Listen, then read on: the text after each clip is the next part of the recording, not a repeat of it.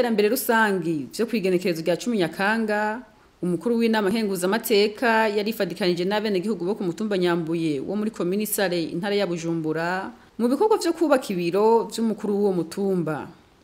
Ivyo bikorwa bikaba vyari vyo kuvanga umusenyi n'isima vyo gusiga impome z'ivyo biro no guseha amabuye yo gusasa hasi. Inyuma y'ivyo bikorwa, Nyeniteka Emmanuel SINZOHAGERA yarashikirije ijambo abari bavyitavye, aho yabahimirije kwandikisha amatongo yabo kugira bikinga amatati no guca imikobeko. Yagarutse kwindi gikorwa kizokorwa guhera ku munsi wa mbere cyo gukingira isi yacu, isi ndimwa. Murabona turi ku mitumba ihanamiye igisagara ca Bujumbura, mugabo kandi imvura iguye igukura ikagenda itwaye uburyohe bw'isi. Imikobeko ifasha ko uburyohe bw'isi yacu buguma kuri no misozi nyene. Ico ni cyambere. Kigira kabiri, imikobeko idufasha kubika amazi. Aya mazi yo mu masoko mubona hagera muci akagabanuka, nuko atamikobeko ikihari. Amazi y'imvura aramanuka akagenda yose.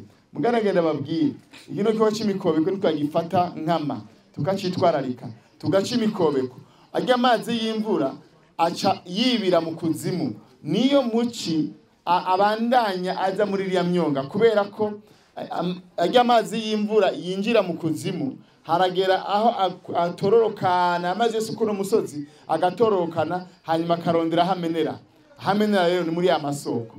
Muzosanga mbere n'amasoko ashobora kuba yaragiye. Nitwakora ico gikorwa tukacitondera neza kandi tukaza turasibura nko nyekuba mu stanteri yabisavye, umukobeko bawuciye hanyuma tukawukorera neza, bizotuma amazi mu gihugu cacu asubira kandi kuba menshi cyane, kubera ko tuzoba duhaye akaryo amazi y'imvura ingene tuyazibira, hanyuma kinjira mu kuzimu akacahura n'ayandi mazi yose aba yinjiye mu kuzimu, hanyuma tugaca turonka amazi meza. Kira none nta kintu kiryoshe nko guca umukobeko mwitongo ry'iwa kandi bakaguhemba. Nico gituma genya nko musantere karavuga, numvise avuga agasabuni bintera ikibazo. Nagasabuni canke nagahe yaciye bikosora. Rero tubasabe muze mugende ayo mafaranga muyage. Yabivuze nimwanga kuyakorera bazozana abandi bayage, yego bacira umukobeko mwitongo ryaye mugabo bagenda amafaranga. Rero nta kintu kiryoshe nko guca umukobeko mwitongo ry'iwa hanyuma eje kuwuca ati mpa amafaranga. Nta kintu kiryoshe nk'icyo. Leta mvyeyi yatuzaniye umugambi wo guca imikobeko, iravuga ngo ya turaca imikobeko mugabo kandi tweko tugirene tubahembe. Rero ntimuze muyagisha. Ariko kwenye kwa musanteri yabivuze, hari abantu usanga iyo bageze kuri ico kibazo c'imikobeko tugira ibiharuro birebire mwitongo ryanje.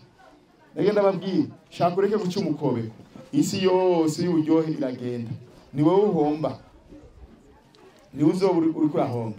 Mugabo kandi kubera ko ari umugambi wa leta, nta muntu numwe akwiye kwigira sindabibazwa avuge ngo jewe mwitongo ryanje nimuzoca umukobeko. Tuzowuca ku ngufu, ubishaka utabishaka tuzoca umukobeko kugira ngo dukingire isi yacu, dukingire igihugu cacu, dukingire uburundi bwacu.